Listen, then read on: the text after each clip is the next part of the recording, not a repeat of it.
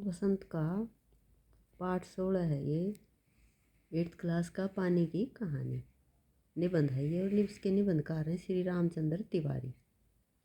प्रश्न अभ्यास है ये। अभ्यास का पहला प्रश्न है, लेखक को उसकी बूंद कहाँ मिली।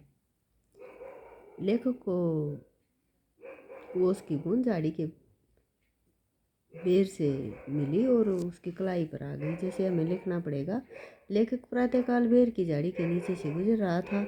ओस की बूंद उसकी कलाई पर गिरी और सरक कर उसकी हथेली पर आ गई। ओस की बूंद क्रोध और घृणा से क्यों कांप उठी। पेड़ों की जड़ों में निकले रोए द्वारा जल की बूंदों को बलपूर्वक धरती से के भूगर्भ से खींच लिया। कई दिनों तक पेड़ की कैद रखना आदि बातों को याद करते हुए उसकी बूंद क्रोध और घृणा से कांप उठी। हाइड्रोजन और ऑक्सीजन को पानी ने अपना पूर्वज पुरखा क्यों बताया। जब ब्रह्मांड में पृथ्वी उसके साथी ग्रहों का उद्भव भी नहीं हुआ था, तब ब्रह्मांड में हाइड्रोजन व ऑक्सीजन दो गैसें सूर्यमंडल में लपटों के रूप में विद्यमान थी। हाइड्रोजन व ऑक्सीजन में रासायनिक क्रिया हुई, दोनों के संयोग से पानी का जन्म हुआ। इसलिए ऑक्सीजन व हाइड्रोजन को पानी का पुरखा कहा जाता है। पुरखा हमारे पूर्वज होते हैं, जैसे हमारे दादा परदादा। इसी तरह पानी के क्योंकि ये ऑक्सीजन और हाइड्रोजन को मिलकर ये पानी बना है। पानी की कहानी के आधार पर पानी के जन्म और जीवन यात्रा का वर्णन अपने शब्दों में कीजिए।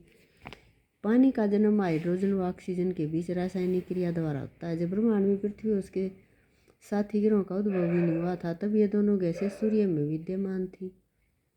किसी आकर्षण शक्ति से सूर्य के टुकड़े हो गए। उन्हीं टुकड़ों में से एक टुकड़ा पृथ्वी रूप में उत्पन्न हुआ और इसी ग्रह में ऑक्सीजन और हाइड्रोजन में रासायनिक क्रिया हुई। इसी संयोग से पानी का जन्म हुआ।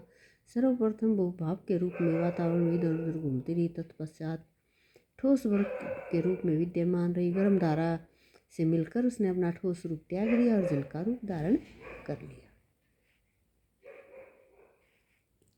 कहानी के अंत और आरंभ के हिस्से में ओस की बूंद लेखक को आप बीती सुनाती हुई किसकी प्रतीक्षा कर रही थी।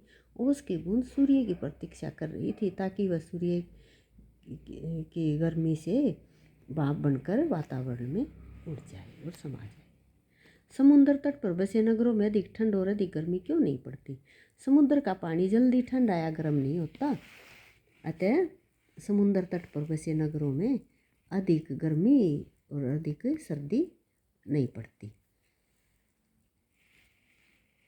पेड़ के अंदर फुहारा नहीं होता, तब पेड़ की जड़ों से पत्ते तक पानी कैसे पहुंचता है। इस क्रिया को वनस्पति शास्त्र में क्या कहते हैं। पेड़ के अंदर फुहारा नहीं होता। पेड़ की जड़ों में जाइलम और फ्लोएम नाम की वाहिकाएं होती हैं, जो पानी को जड़ों से पत्ती तक पहुंचाती है। इस क्रिया को वनस्पति शास्त्र में संवहन कहते हैं।